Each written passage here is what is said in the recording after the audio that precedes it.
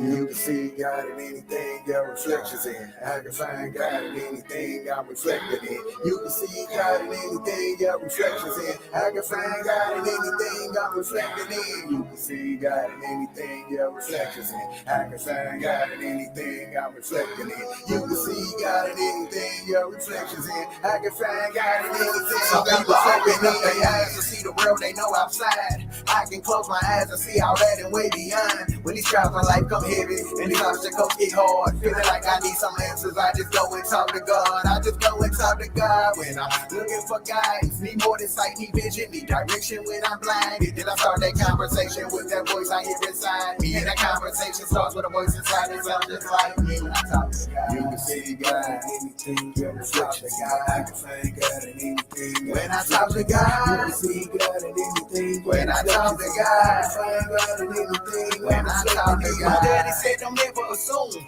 ask questions. It's ironic it was that advice that helped the song happen. It was also that advice that led me to my life's blessings. That same advice helped me make it through life's lessons. It was that advice that separates grown-ups away from children. That advice can be the difference from knowing or just believing. It was that advice that brought the gavel down on my decisions of breaking the mental chains of these man-created religions. Cause faith and belief, nonsense, the biggest scam ever. I hate to say it, I swear it's one hell of a mental illness.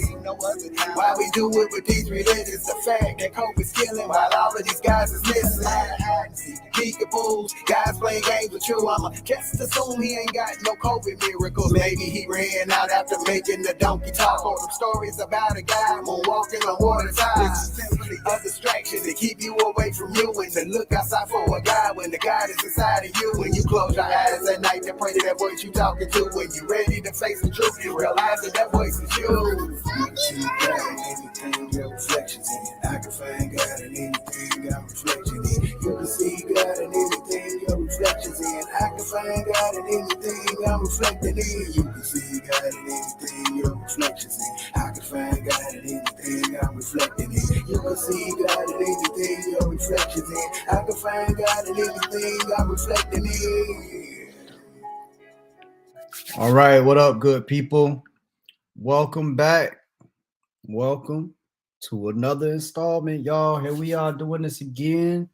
And I'm your host, Eli Taylor.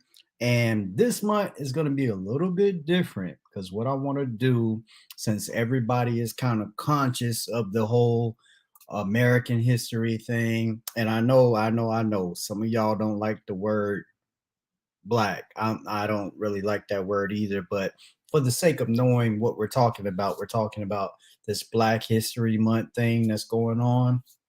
We do this every year in February. Now, just so we're clear, I'm not saying I'm for or against the month or whatever. I'm not getting into any of my personal views with that.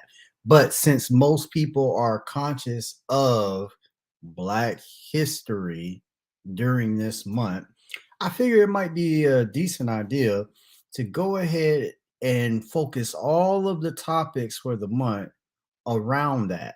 And what I mean is, we're going to get into some biblical stuff and talk about whether or not this stuff is good for Black people or has it been good for Black people, especially here in America. Now, for those of y'all who are just joining, and let's say you haven't subscribed to the YouTube, go and do that.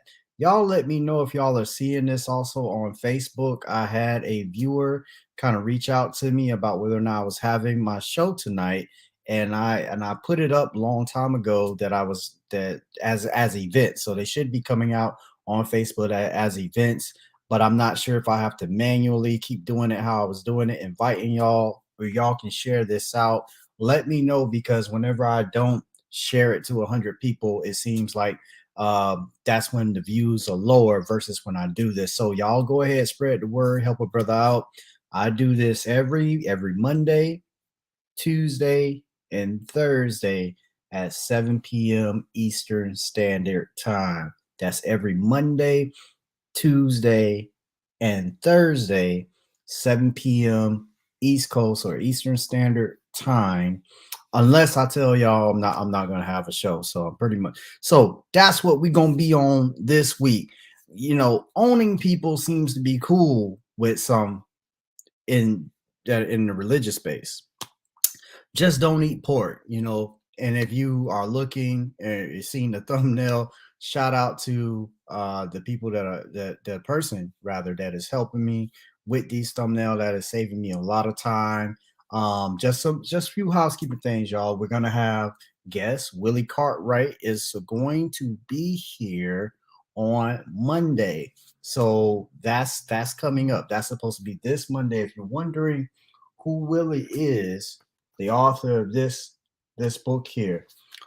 He's been on Neo's show a few times, and he's gonna come on here, and I think he'd be the perfect guest right around this time of the month because he focuses a lot on what Christianity has done to African American people here in this country. So if you're interested in that kind of thing, if you're interested to see what the author of the book has to say, you don't want to be missing Monday show. That's going to be the 13th of this month at 7 p.m. right here on this show. And going forward, some other things. Um, Guests. So if you have any guests, anybody that you want to see on the show, or that you can bring on the show, go ahead and reach out to them. Let them know this is a show where they can share their beliefs, but it will be challenged. I'm trying to facilitate healthy instruction, not just insults. And I want to create a platform where people can clearly go back and forth and have, we can have some fun with it, have some excitement, but we got to get some clarity because I'm trying to go somewhere with it. I want us to understand both sides, and then hopefully we can make some progress. Yes, I am the one on the other side of the fence, not in Christianity anymore. Don't plan to be. It doesn't make sense to me. However, I think that those that are Christians should at least listen to what is being said on the other side of the fence. Again, the Bible tells you to be ready with meekness and fear to give an answer for the reason of the hope that is within you. But what I'm finding is that most Christians, they either don't know or they run from this type of subject material, this type of subject matter. They run from it. Let me see what Joe's saying. Obey your human masters with fear and trembling. Okay. God loves that more than smelling burning flesh. Yes, we're gonna get to that, Joe. I'm gonna talk a little bit about it. So all this week we're gonna be talking about slavery. So we'll start off with the preliminaries. I don't have any guests tonight, although if you want to come on, just go ahead and request it in the chat. Or let's see, if you have the email reading the description, I can send you the link. Now, what I want to do is just point out a few things to hopefully set the stage for this week. And perhaps we'll have a shorter show tonight, or perhaps not. Just depends on where we go with this. So, what if you are an ancient farmer back in the day? You an ancient farmer, but you're in debt. Well, do you have any children? Well, if you have a daughter, for instance, fear not. Why? Because you can settle that debt by selling your daughter to the person you owe. How's that sound? Does that sound like a good trade-off for your debt if you're an ancient farmer in over there in the ancient Near East as they call it? Yeah, and you owe somebody some money. Yeah. Or maybe you borrowed a cow back in the day or something happened with that, and now you got to pay the person you borrowed the cow from. You got to pay them back. No problem. Not if you got some kids. Or how about this? If you don't want to sell your kids, how about you can sell yourself? You can sell yourself. You can go into slavery yourself. How about that? Does that sound like a good idea? If you're a Christian, how does that sound to you? Selling your kid or your kids in order to pay off your debt. Does that sound does that sound like morally okay? Or does it sound morally reprehensible to you? Nah, probably sounds okay, right? Probably sounds okay to the Christians. Okay. Um, what about this? What about this? Another one I wrote down here. What if you already own a slave? What if you're a slave owner? How about that? If you're a slave owner, right? And Your slave is claiming that you beat them with a stick, and now they have a broken nose, they have bruises, they have abrasions on their face. That's a problem, right? Are you going to get arrested? Are you going to be, hauled before the court and told how bad of a person you are, and maybe even do some time or what have you for this beating you put on them? Don't worry about it. The law's got you. The law of God has got you, okay? No worries. The law has you covered, as long, in quotations, as long as they recover in a day or two. Do what you got to do, beat who you got to beat. As long as they recover in a day or two, if they're up limping around, you good to go. You ain't got to worry about a thing. The law has got you. And so, for some of y'all, and let me put this question out there. Christian, if you're a Christian and you come across this, here's what I want to know. Is slavery morally reprehensible? Is slavery morally wrong? Is it bad? Should it be, or should it, I'm putting this in all different type of points, or should it be okay to own other human beings? And if it is okay to own these other human beings, how should they be treated? How did you come to the conclusion that it's okay to own another human being? And let's just say you say slavery is wrong. I want to know how you came to the conclusion that slavery is not right, that it is a moral problem. Let's see who we got in the comments. Good to see Texas Goddess here, Joe Smith. Good to see y'all on here. So, what I'm doing this week in talking about slavery, I'm going to go through just a couple verses, or a few verses. And as you might notice, I tried to put those in the form of pitches. If you're an ancient Near Eastern farmer and you're in debt, this is one of the things the Bible tells you can do. You can sell yourself into slavery, or you may offer up some of your offspring to sell them to whoever you owe, so that they can go work for a certain amount of time to pay off the debt you owe. Make no mistake about it, this is slavery, and that person is owning another person for a set, agreed upon period of time.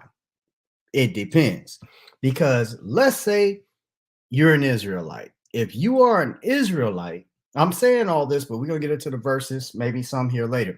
If you're an Israelite and you see your brother has fallen on some hard times, you can have your brother come into your home and he can work, but he's not quite like the other workers.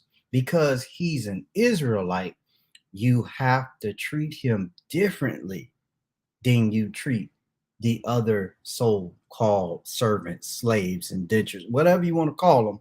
You got to treat them different if they are Hebrew. Can't treat them all the same way. And is that okay that you can own a human being and beat them?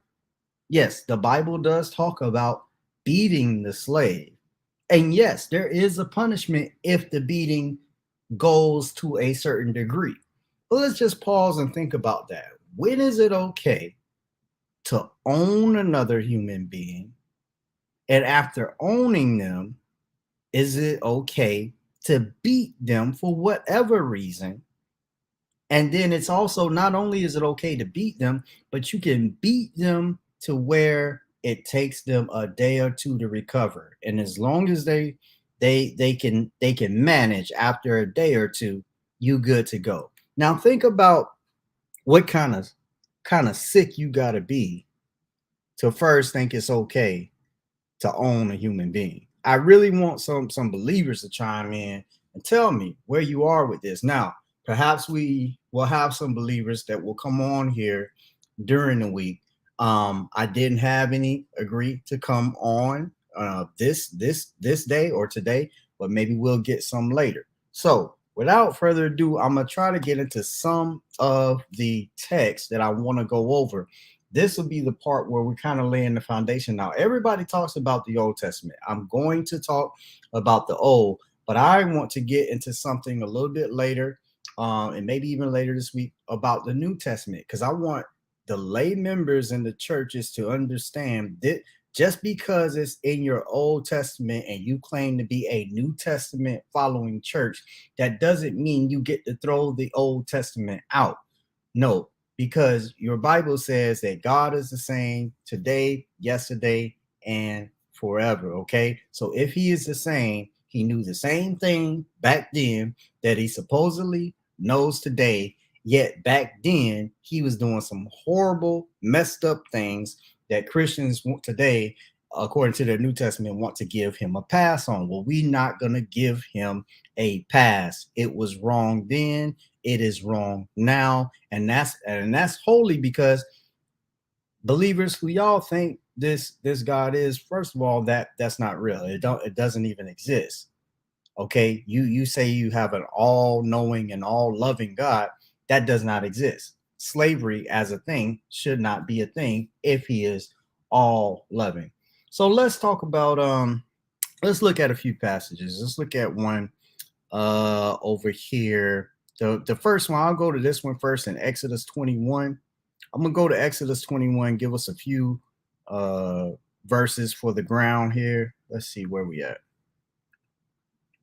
And the reason I'm going to this one, because when I first started looking into this topic, this was one that actually struck me as odd.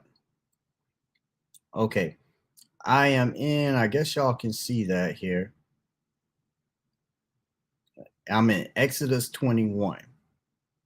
Now, it's going to talk about the servants. Y'all see this right here? If a man smite his servant or his maid with a rod, and he die under his hand, he shall surely or be surely punished. He shall be surely punished. Now, some of these were punishable by death, but this is talking about slavery, so things are different. This is talking about how they treat their slaves. Verse 21, notwithstanding, here it is, if he continue a day or two, he shall not be punished, for he is his money.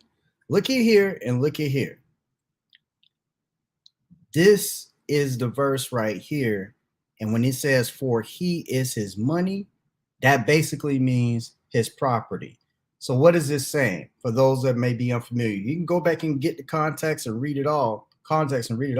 If a man smite his servant or his maid with a rod and he died, so if they beat the person to death, there's some penalty, and it may end up being death, but there's some punishment. But if you beat the person, notwithstanding, if you beat the person and they continue a day or two, they get up and okay, it was a bad. Now, what kind of beat down do you have to take in order for you to be able to get up within a day or two? Or how bad is it if you just can't keep going after the so-called beatdown? How bad really was this beatdown? There shouldn't even be a beatdown. Think about that. Let me see. Peace, man. Y'all getting acquainted in here. So this is one of the key verses that we will be looking at throughout this week. This verse straight up tells us that this individual will not be punished after they've given what I would say a severe beatdown to a person. But if that person belongs to them as a slave, you don't have to worry about it. Let's go up to, I think it's verse number 2. I want to read. Here's the difference, y'all. You got to pay attention to these subtle differences as they read in the Bible. Here's a real subtle difference. Now, and the reason I say this is a subtle difference because the believers don't really want you to pay attention, or not that they don't want you, maybe they don't know, but I've been on Christian apologetic sites. I went on one, I think I have one queued up for you on the Got Questions. The reason I use Got Questions because it's going to hit most of the believers, and I had a Christian apologist on my show who says generally they have, good stuff on Got Questions. And so we're going to look at that video, but right here, check this out right here.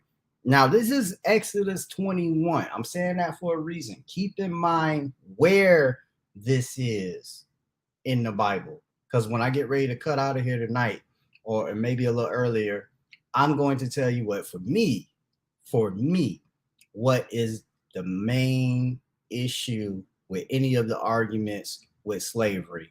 The main issue I have against the God of the Bible when it comes to the slavery. Let's see, Exodus 21 and 1, it says, now these are the judgments which thou shalt set before them. If thou buy a Hebrew servant, 6 years he shall serve, and in the seventh he shall go free for nothing. Now, y'all, if you didn't catch it, here's that subtle difference right here. Hebrew servant. Their servitude, if you want to call it that, will not be the same as somebody else that's in a bond servant position in that same household. A Hebrew slave bought by another Hebrew is to be treated different. Not only that, the Hebrews had a 7-year cycle. So let's say let me take this off right quick. Let's stop sharing. So let's say an individual fell on some hard times. We going back thousands of years, y'all. Let's say they fell on some hard times and they say, well, I need to sell myself to this guy over here, and because he got a lot of money, he got good things going on. I don't have anything, so let me sell myself to him and get myself out of debt. All right. But he's my brother. He's of the same nationality. He looks like him. He's of the same people, so to speak. All right. If there's such a thing, he is of the same people. When it says Hebrew servant or your Hebrew slave, it's talking about one from among them, like their own. Yes, they could sell themselves into that situation to get out of debt. But the Hebrews had a cycle for them. There was a cycle. So let's say you're on that 7-year cycle, you fall into some, let's just call it bad luck. You got to sell yourself into slavery to your brother over here. You on the first year, okay, you got 6 years of service you're going to have to give to him, because on the 7th year, you get to go free. Let's say we are on the 5th year in that cycle. Well, you're only going to have to serve for about a year or so. So you good. Y'all see kind of how that go, depending on where you sell yourself as a Hebrew. But it's going to be a little bit different for those who are bought from around them. What's up, Jarvis? What's up, y'all? Y'all coming on in. Now, pay attention to that particular verse, but look at where it fell. Y'all notice this is Exodus 21. What happened in Exodus 20?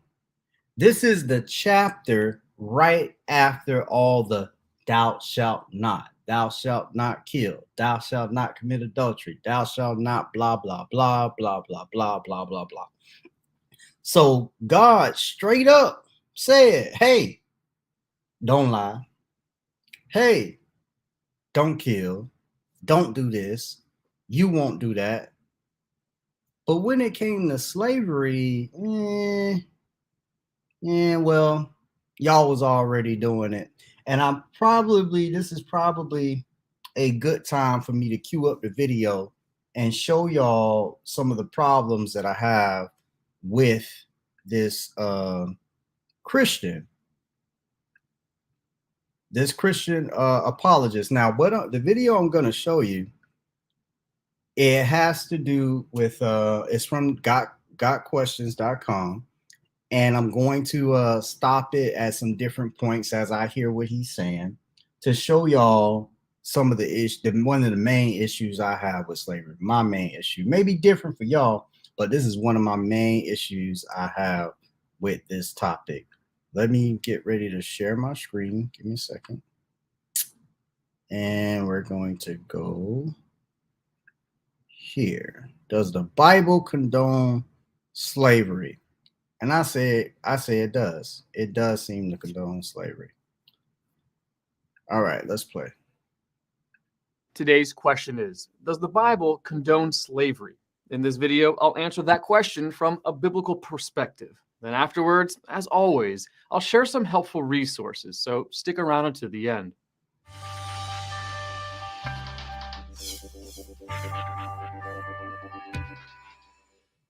There is a tendency to look at slavery as something of the past, but it is estimated that there are today over 27 million people in the world who are subject to slavery, forced labor, sex trade, inheritable property, etc. As those who have been redeemed from the slavery of sin, followers of Jesus Christ should be the foremost champions of ending human slavery. Right there. Y'all make sure you keep in mind what he said right there and throughout this week. And as we have guests, he said the followers of Jesus Christ should be the foremost champions of ending human slavery in the world. Does he really believe that? Did Paul really believe that? Did anybody in the Bible really believe that an end to human slavery should come into the world? That is a good question, in my opinion. Here we go. Slavery in the world today. The question arises, though, why does the Bible not speak out strongly against slavery? Why does the Bible, in fact, seem to support the practice of human slavery? These are the questions, y'all. That he know he's well aware of the question. Slavery in the Old Testament law. Slave ownership was a common practice long before the time the Mosaic law was given. So the law neither instituted slavery nor ended it. Rather, the law regulated it. It gave instructions on how slaves should be treated, but did not outlaw slavery altogether.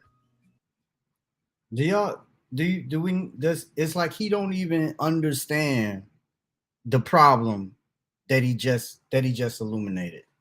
I mean, I could tell you in my own words, but you might not get it. But just for the sake of reading this, maybe it'll hit home a little bit more. When you regulate something, okay, control. The word regulate, what it means to regulate it. Control or maintain the rate or speed of a machine or a process so that it operates properly. You're just, maintaining it so that it operates properly. So it's like, well, he'll get into it. And then I'll say more. The law allowed for Hebrew men and women to outlaw slavery altogether. The law allowed for Hebrew men and women to sell themselves into slavery to another Hebrew. They could only serve for 6 years, however. In the 7th year, they were to be set free. Exodus chapter 21, verse 2. This arrangement amounted to what we might call indentured servitude, and the slaves were to be treated well. Do not make them. All right. Now here we go with with the garbage. This is the garbage. So indentured servitude, which we also got to cover, because indentured servitude is often seen or passed off as something that is not as bad as chattel slavery was here in America. And maybe it wasn't. But the point is, you still were owned by another human. And he just said, not too long ago, he said that those who are followers of Christ should be the foremost when it comes to eradicating or getting rid of human slavery in the world. Don't forget that he said that. Make them work as slaves. They are to be treated as hired workers or temporary residents among you. Leviticus chapter 25, verses 39 through 40. The law also specified that when you release them, do not send them away empty-handed. Supply them liberally. Now notice how he's talking real general about the slaves and all that, and oh well, they gotta send them when you send them away. Make sure they're not sent away empty-handed. When you go and read Leviticus 20, Leviticus 25. When you go and read that again, this is talking about from there among the brethren, because it's not the same if they had slaves of any other nations. This is only for Hebrew slaves that he's talking about, even though he stated it like it was in general for all slaves. Go back and read the passages. This is only for the so-called slaves that were also Hebrews. All the slaves were not treated the same. From your flock, your threshing floor, and your winepress. Give to them as the Lord your God has blessed you. Deuteronomy chapter 15, verses 13 and 14. The freed slave had the option of staying with his master and becoming a servant for life. See Exodus chapter 21, verses 5 through 6. When the Israelites conquered the land of Canaan, they were to drive out or destroy all the former inhabitants. However, that order was not fully obeyed, and many Gentiles remained in the land. God allowed the Hebrews to take slaves. We didn't even get to that. So they told to go take a land. He said destroy, kill everybody, kill the women, kill the children, kill the animals, kill the babies, everything. And if you want a point of reference for them doing things such as this, even after they supposedly received the law, I believe it was, you have to where am I? I think on 1 Samuel 15. Go back and read that account. When Saul became king and he was supposed to go and utterly destroy all the Amalekites. Go and read that. So he's making like light of this, but they were basically going around, supposedly, not really, but this is what they were told to do. Go around, utterly destroy these people, kill them all. Shouldn't be anybody around you. He said that it wasn't obeyed. So maybe the Israelites had a little bit more sympathy for human life than the God of the Bible, because he told them to go in and kill everybody. Slaves from among that population. Your male and female slaves are to come from the nations around you. From them, you may buy slaves. You may also buy some of the temporary residents living among you and members of their clans born in your country, and they will become your property. You can bequeath them to your children as inherited property and can make them slaves for life, but you must not rule over your fellow Israelites. See, all right. This should get some of y'all upset hearing this stuff. Now, if you're a Christian and this stuff sounds foreign to you, I get it. Confession. Even as a preacher, Leviticus, First Chronicles, Deuteronomy, some of these books were just boring to me. It was just a lot of over and over repetition, thou shalt not that. So I didn't even read a lot of this stuff. It depends on what my topic was when I went back into Leviticus and stuff. So a lot of lay Christians may not even be familiar or know that their Bible says these things, and they should. I should have been studying it harder then. Maybe I wouldn't have stayed in as long as I did. But this is something that is hidden that I plan to illuminate this month, this week, about slavery. And again, Christians, the question is on the floor. Is slavery morally reprehensible? Is slavery, owning another human being, is it morally wrong? If you say so, why? If you say not, why? Let's play some more. Israelites ruthlessly. Leviticus chapter 25, verses 44 through 46. So the law did allow for slavery. Several laws regulating slavery appear in Exodus chapter 21. These laws gave some basic. Again, the law allowed, and the law and took the time to regulate slavery, took the time to write many verses on how this is done. Tell Moses this way, that way. All of this came from supposedly your all-knowing, all-loving God, right? And he has a lot to say about slavery and how you should do the institution of slavery. That's important. Why not just, I'll let the video play. Basic rights to slaves and curtailed the actions of masters in a historically unprecedented way. In the ancient world, Wait, outside of I Israel, don't want to miss slaves that because had he no tried right. he tried to Historically downplay it. unprecedented way. In the ancient world Historically, outside of he Israel, called it historically regulating slavery unprecedented. appear in Exodus chapter 21. These laws gave some basic rights to slaves and curtailed the actions of masters in a historically unprecedented way. See that? So he already said that slavery was regulated under the law, but then it curtailed some of the things that the masters could do that wasn't happening back then. It was so revolutionary.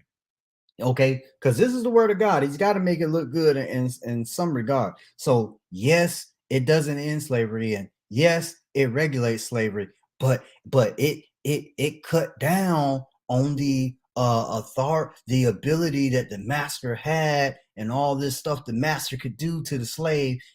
It cuts down on that in an unprecedented way. You see, this is how they package the foolery. Hey, in the ancient world outside of Israel, slaves had no rights, but God's law extended to slaves the right to keep a wife, verse 3. Out there, they ain't got no rights. Y'all slaves out there, y'all ain't got no rights. Why don't you come over here to Israel and be our slaves? Well, because what we can do, you know what I'm saying? We ain't gonna kill you. We ain't gonna kill you. We ain't gonna. I mean, we might beat you. We might beat you to the point where you might need a day or two to recover. But nah, it ain't gonna be as bad as it is out there. Just come on, and be a slave over here.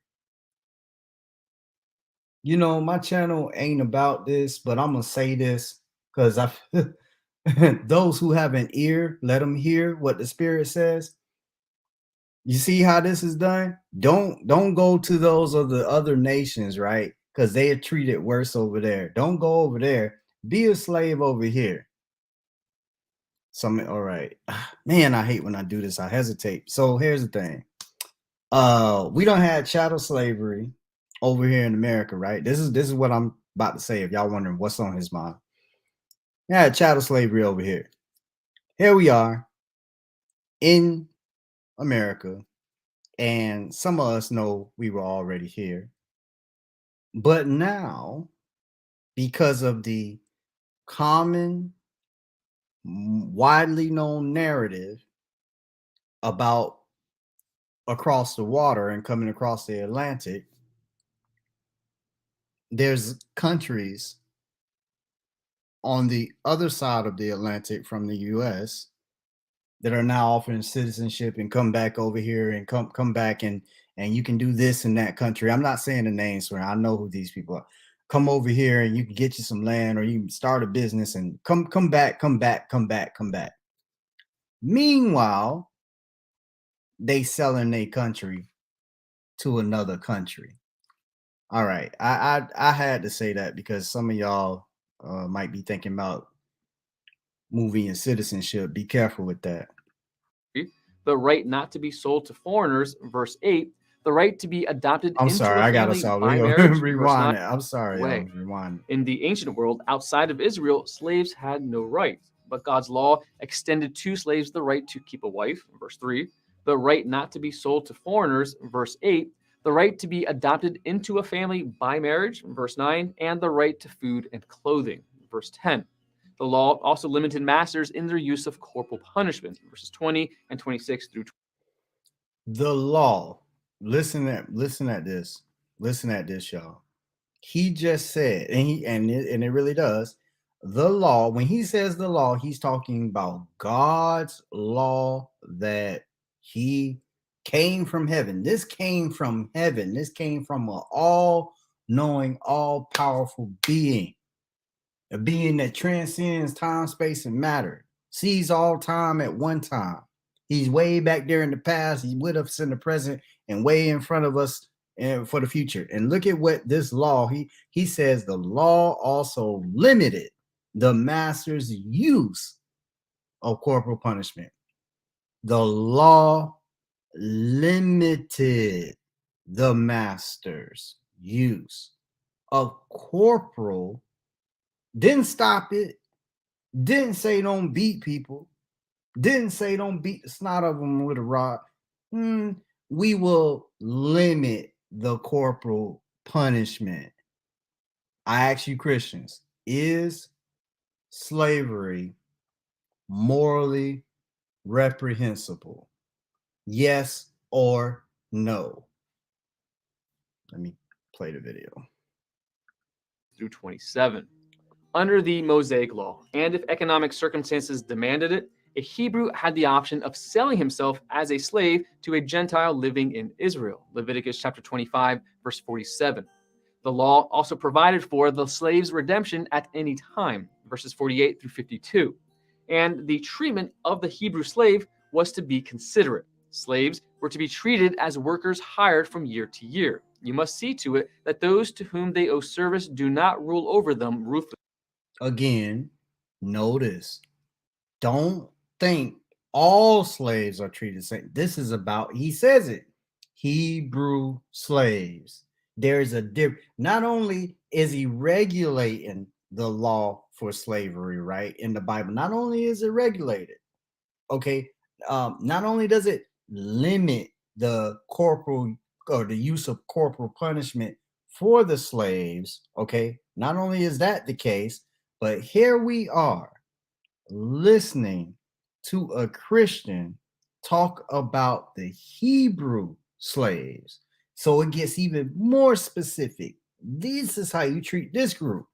Look at all of this regulation, all of this ink being wasted for an institution of slavery to control it and to tell them how it should be done. Ruthlessly. Verse 53.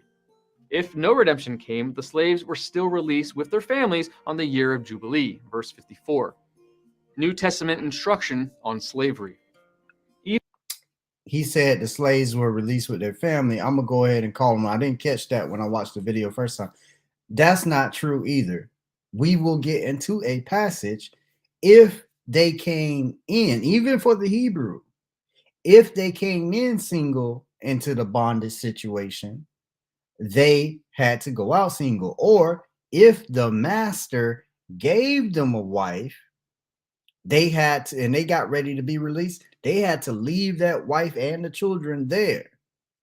We could get into that. Now, there were situations if they came into slavery with a wife, then their wife got to go with them. But if they came in single and the so-called master gave them a wife, they didn't just get to leave with that family. That's the okie doke he just pulled here. Even in the New Testament era, the Bible did not demand that every slave owner immediately emancipate his slaves. Rather, the apostles gave instructions to slaves and their owners on godly behavior within that social system. Godly behavior within the social system. That's the goal, right? Godly behavior within. Okay, so godly behavior. Okay, so I can have slaves. That's godly behavior. That's godly behavior. Having slaves is part of it. It has to be, because he's not saying it's wrong. So owning a slave has to be okay. That is, you're still within the godliness of your behavior. You're still a righteous person if you own slaves. You're still a righteous person even if you beat your slaves, because remember, it limited corporal punishment. You're a good guy. You're a good woman. You good people. Oh, my bad. Women, y'all probably couldn't own any slaves because y'all were property. Can't have property owning property, right? Masters were admonished on the proper treatment of their slaves. For example, in Ephesians chapter 6, verse 9, masters are told, treat your slaves in the same way with goodwill. Do not threaten them, since you know that he who is both their master and yours is in heaven, and there is no favoritism with him. Elsewhere, the command is, masters. There's no favoritism. Okay. He has rules for slaves from the people around Israel. And then another set of rules for those that'll be Hebrew slaves and that sell themselves to other Hebrews. He ain't got favoritism. The Israelites were only supposed to marry where? Within? Oh, okay. He doesn't have favoritism. Never mind. Provide your slaves with what is right and fair, because you know that you also have a master. How about what's right and fair is not to own any slaves? In heaven. Colossians chapter 4, verse 1. Jesus and the apostles did not outright condemn slavery. They didn't need to. The effect of the gospel is that lives are changed one by one, and those changed lives in turn bring transformation to entire. They didn't need to say nothing about slavery because the gospel of Jesus Christ makes everything better. Ta-da! Everything's good because Jesus got up from the grave. So, bet. Ta-da! It's all good. This makes Entire families, clans, and cultures. Christianity was never designed to be a political movement, but over time, this ain't about now he's trying to turn it into a politics thing. I'm just asking you a question. Is slavery morally reprehensible to the Christian or the Jew, or is it not? Is it morally reprehensible? it naturally affected political policy. Alexander Maclaren wrote that the gospel meddles directly with no political or social arrangements, but lays down principles which will profoundly affect these and leaves them to soak in the general mind. In nations where Christianity spread and took firm hold, slavery was brought to an end through the efforts of born again individuals. The seeds of the emancipation of slaves are in the Bible, which teaches that all men are created by God and made in his image. Maybe I'm probably going to get to this probably a little bit later in the week. I don't know. It depends on what's brought up tomorrow. But this right here is another okie doke. It's another misleading. So just pay attention to how nice they try to make this stuff sound, because they are trying to hide the dark side of the Bible. And yes, it is a dark side because it's a human book. Which condemns those who kidnap and sell a person, and which shows that a slave can truly be a brother in the Lord. Some criticize the Bible because it did not. That's what I want to say. He said that Jesus didn't need to say anything about it, but then you got a whole book of the Bible. Dang, what's your boy Onesimus? What's the book? Slipping my mind right now. You got a whole book of the Bible where the slave ran away, and Paul's trying to tell the guy that owned him to accept him back. Philemon, that was the name I was trying to think of. But he's saying Jesus Christ didn't have to say nothing about it. And we got a whole book in the New Testament that was about a runaway slave. Did not demand an immediate overthrow of every ingrained, centuries old, sinful custom of the day. But as Warren Worsby pointed out, the Lord chooses to change people. Wait, no, and we gotta go back society to that. We gotta go back to of the Warren. day. Watch this. But as Warren Worsby pointed out, Let's go back to something. Listen to this. and which shows that a slave can truly be a brother in the Lord. Some criticize the Bible because it did not demand an immediate overthrow of every ingrained, centuries old. Criticizing the Bible because it did not demand slavery be overthrown. Yes, I'm in that number. Yes, I'm in that number. And that's why I keep asking, if you're a believer, is slavery morally reprehensible? Is it not? That's my whole thing. I'm going to rewind it one more time. Get what he's about to do here. Watch what he's about to do. Because slavery should have just been, he could have just said, hey, don't do it. But watch how he tries to justify that. Well, because it did not demand an immediate overthrow of every ingrained, centuries old, sinful custom of the day. But as Warren Worsby pointed out, the Lord chooses to change people and society gradually through the ministry of the Holy Spirit and the proclamation of the truth of the Word of God. I want that back up on the screen. Hold up. I got those. All right. Y'all may not know Warren Risby, but if you're a preacher, a teacher, or whatever, you know who he is. He's a commentator. He wrote a lot of nice stuff, expository stuff. So look at this.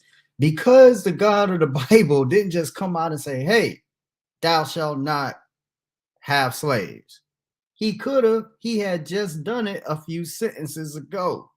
But when it came to slavery, well, we gotta do it like this, we gotta do it like that. Don't hit them as hard here, or if they got a wife, and they come in with a wife, then they can keep it. But if they meet somebody while they working for you, or if you introduce them to somebody while they working for you and they get married and have kids and all that, when they come time for them to be free, you can let them go. But if they want to stay, you know what I'm saying, you got the wife, you got the kids, so maybe you can convince them to stay and work for you for the rest of their life.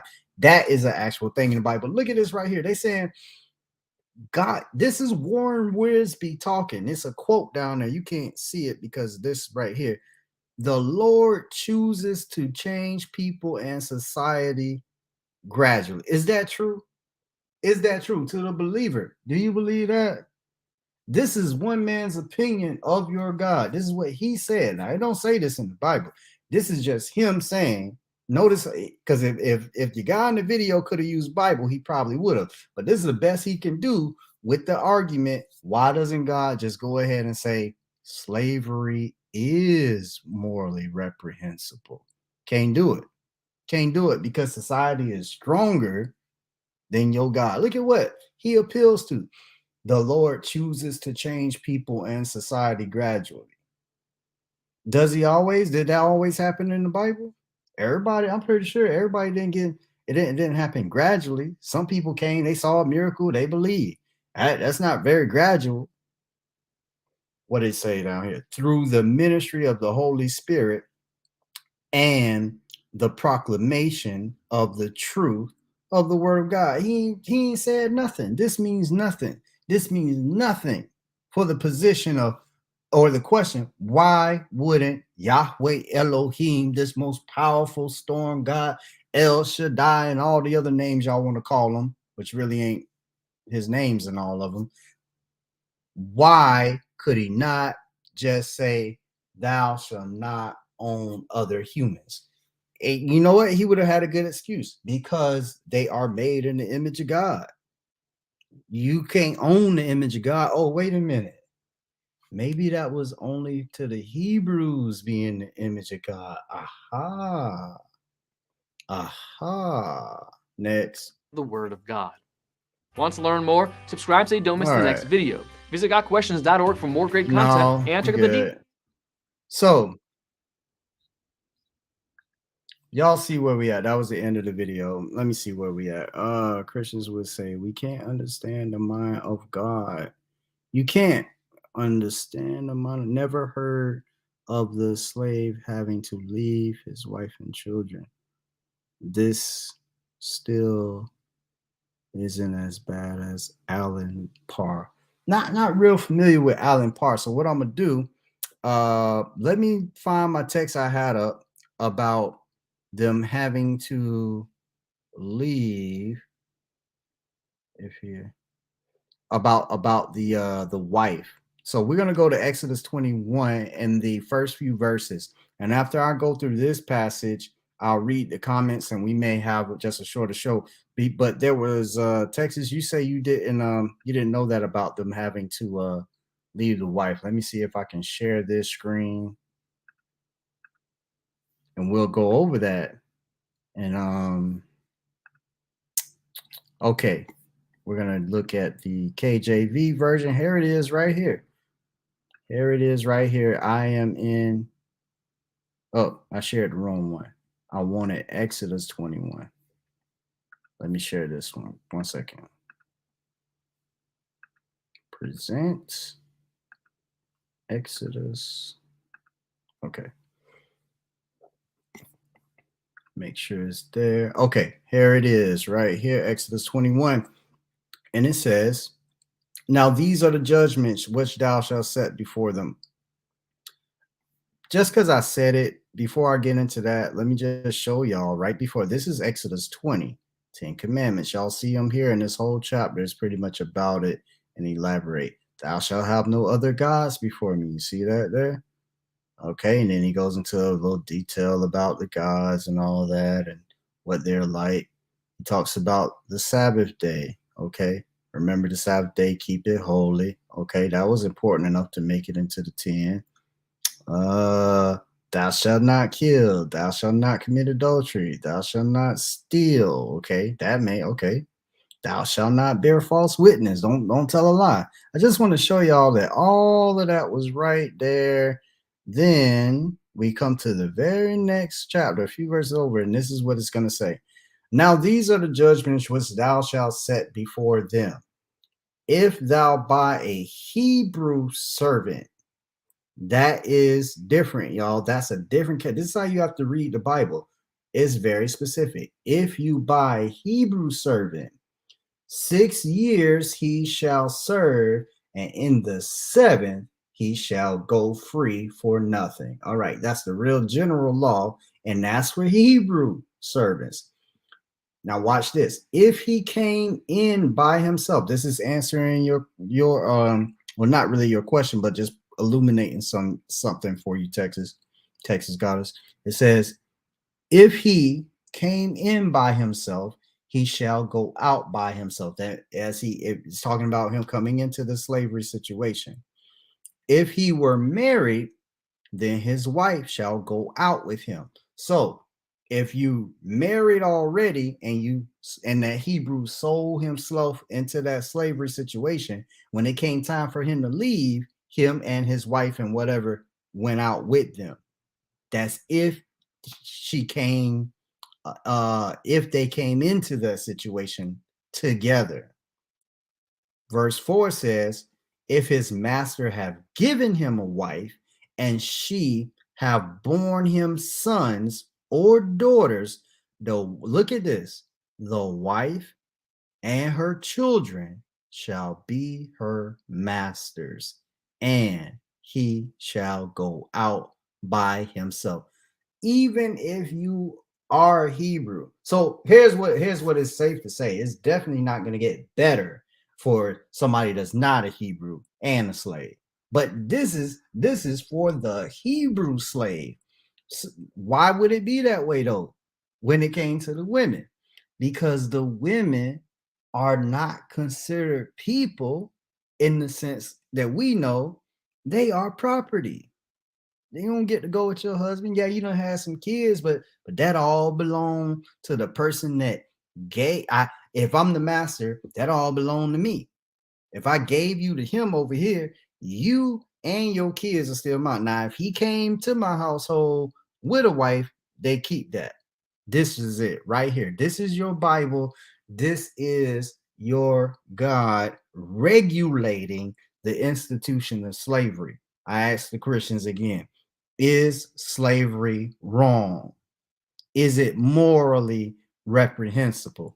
And if the servant shall plainly say, I love my master, my wife, and my children, I will not go out free. Think about that. What is that like? If he really was in love with the woman, you got kids, you don't want to leave your kids, but the law say you got to stay there.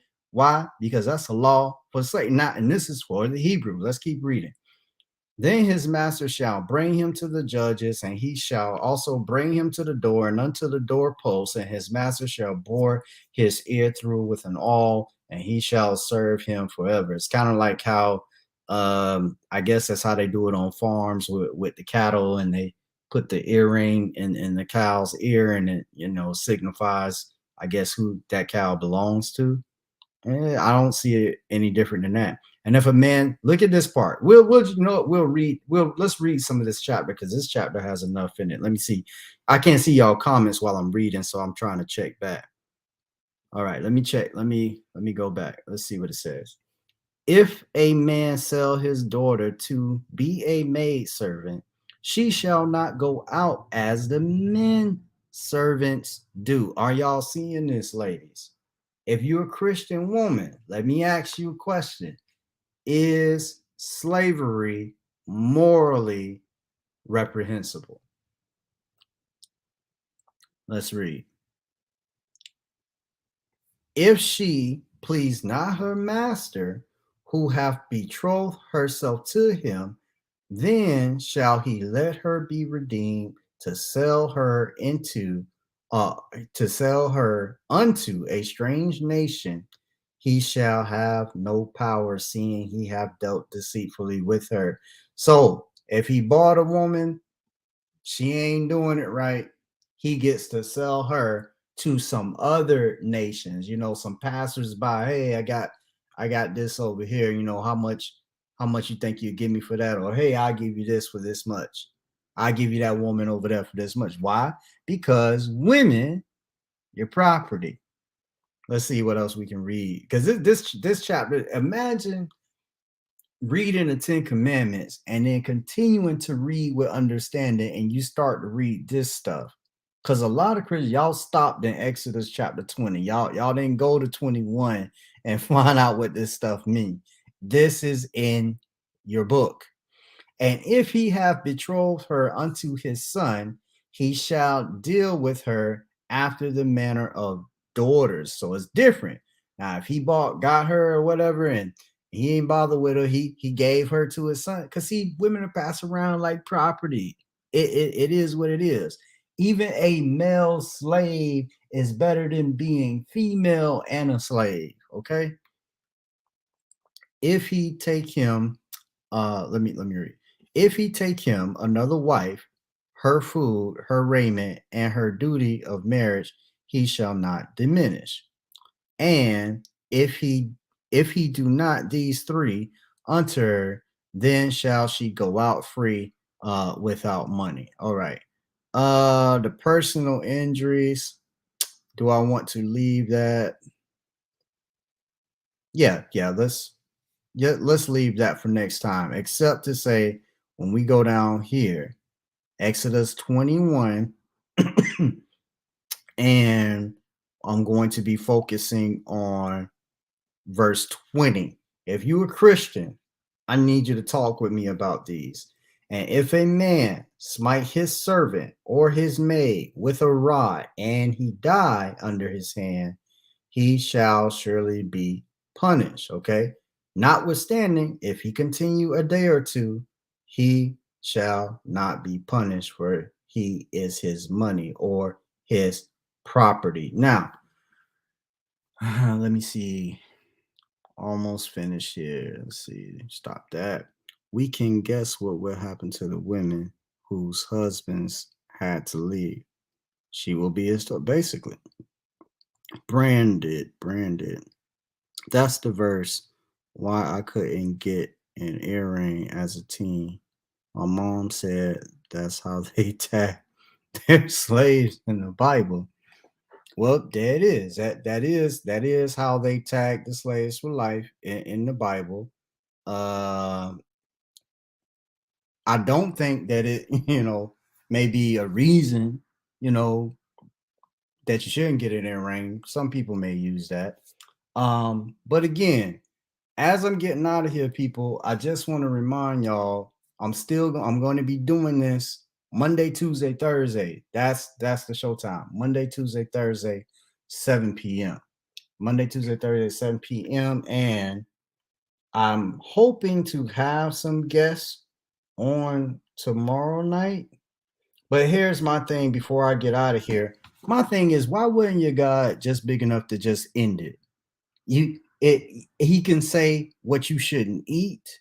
Like I said, like was said on the thumbnail, owning people's okay. Don't eat pork. Owning people is okay, but don't eat shellfish. I hear that's somewhere in there.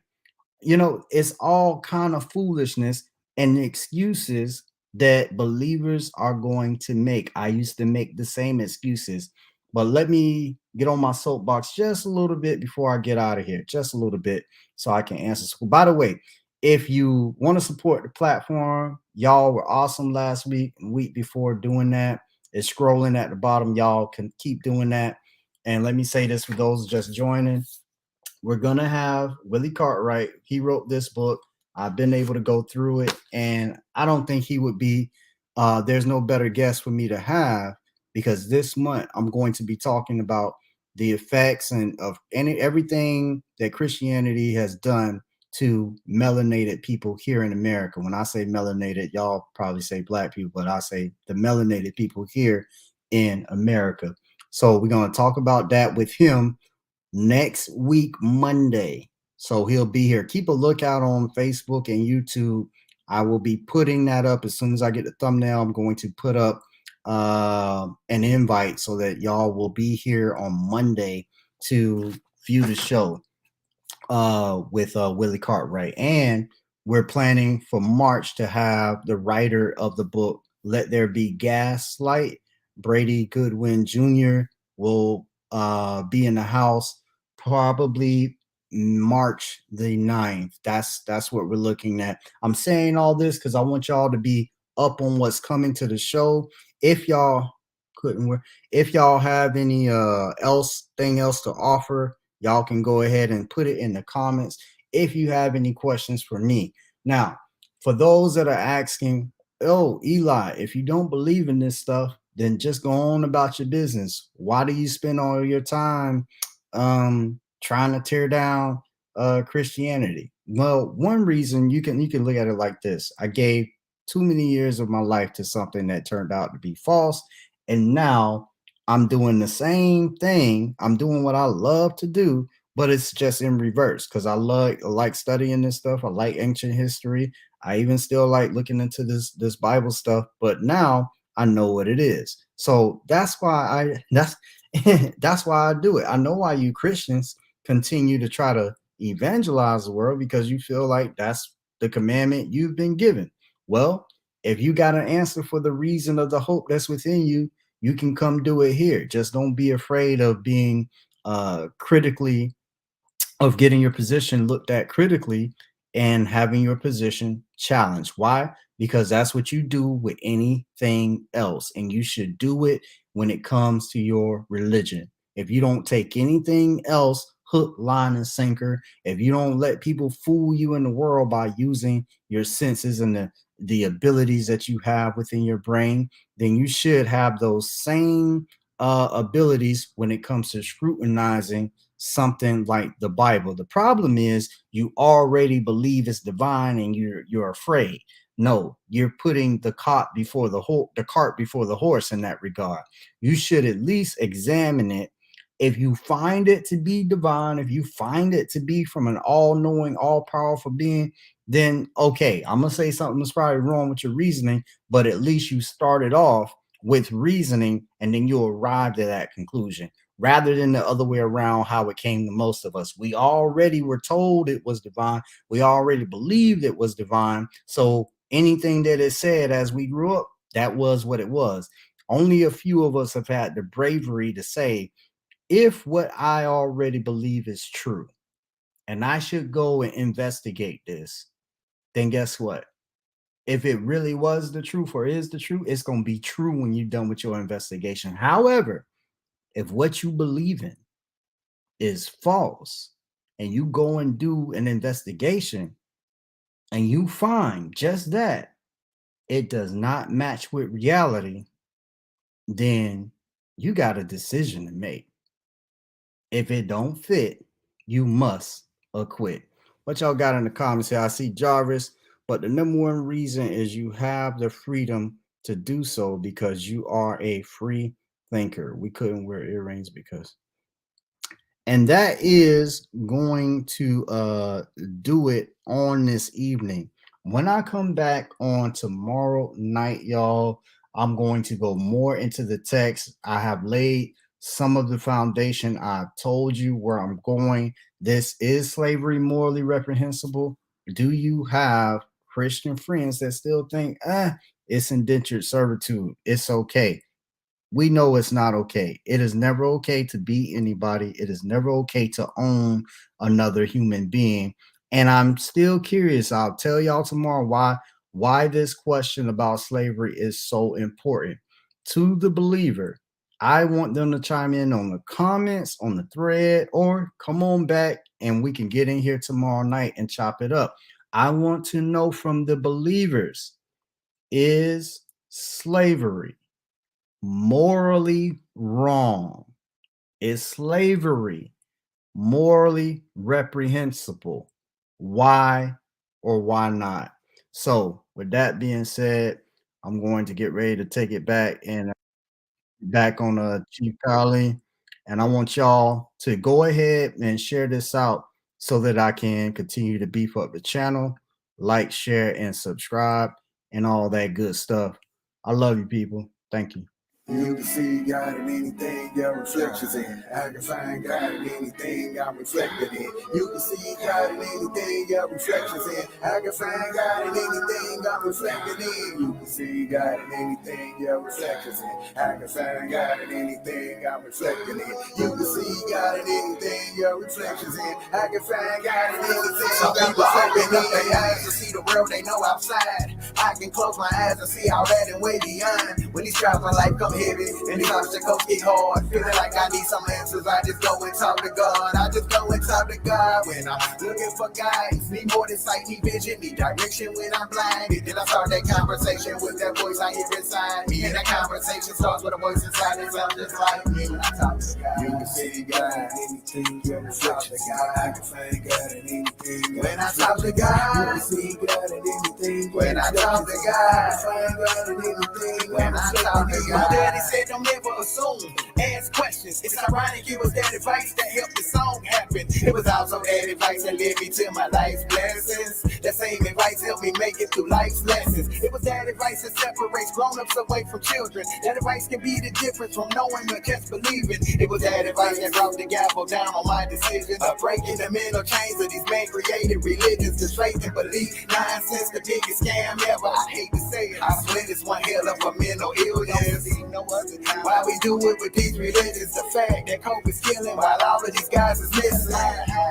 Peekaboos, guys playing games with you. I'ma just assume he ain't got no COVID miracles. Maybe he ran out after making the donkey talk. Or some stories about a guy walking on water tides. It's simply a distraction to keep you away from you and to look outside for a God when the God is inside of you. When you close your eyes at night to pray to that voice you talking to. When you ready to face the truth, you realize that voice is you. You can see God in anything your reflections in. I can find God in anything I'm reflecting in. You can see God in anything your reflections in. I can find God in anything I'm reflecting in. You can see God in anything your reflections in. I can find God in anything I'm reflecting in. You can see God in anything your reflections in. I can find God in anything I'm reflecting in.